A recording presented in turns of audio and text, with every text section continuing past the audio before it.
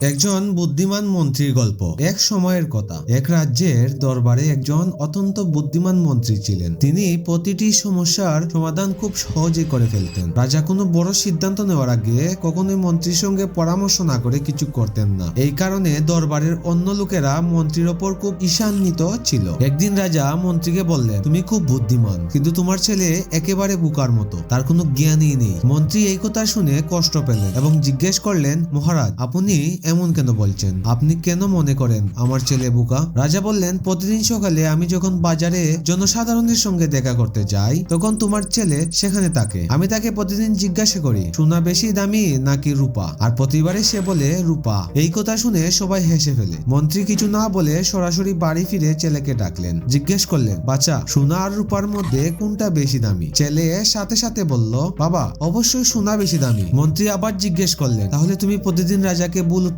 দাও কেন? কেন বলো রূপা বেশি দামি? ছেলে উত্তর দিল, বাবা, প্রতিদিন সকালে রাজা বাজারে আসে, আমাকে ডাকে এবং দুটো মুদ্রা সামনে রাখে, একটি সোনার একটি রূপার। তারপর বলেন, যেটা দামি সেটা নাও। আমি রূপার মুদ্রাটি নেই। আর রাজা হাসতে হাসতে চলে যায়। মন্ত্রী আবার জিজ্ঞাসা করলেন, তুমি প্রতিদিন রূপার মুদ্রা নাও কেন? আজ দরবারে সবাই আমার ছেলে বলে হাসাহাসি করছে। ছেলে তখন বাবাকে নিজের ঘরে নিয়ে গেল এবং একটি বক্স খুলে দেখালো, বক্স ভর্তি রূপার মুদ্রা। মন্ত্রী অবাক হয়ে জিজ্ঞেস করলেন, তুমি এত রূপার মুদ্রা কোথায় পেলে? ছেলে বলল, বাবা, এইসব মুদ্রা রাজা আমাকে দিয়েছেন। আমি জানি যেদিন আমি সোনার মুদ্রা নিয়ে বলবো সোনাই দামি, সেদিন রাজা আমাকে আর প্রশ্ন করবেন না। তখন আমি আর প্রতিদিন রূপার মুদ্রা পাবো না। রাজা উপভোগ করেন। আমি যখন রূপা নিয়ে বলি এটা বেশি দামি, তখন তিনি হেসে চলে যান। আমি আমার রোজকার রূপার মুদ্রা একমাত্র সোনার মুদ্রার জন্য হারাতে চাই না। এই কথা শুনে মন্ত্রী ছেলের বুদ্ধিতে গর্ববোধ করলেন। তিনি বুঝতে পারলেন সবাই যাকে বোকা ভাবে সে আসলে গভীর জ্ঞান রাখে, যা কেবল একজন জ্ঞানী মানুষই বুঝতে পারে। এরপর থেকে কেউ যদি মন্ত্রীর ছেলেকে বোকা বলতো,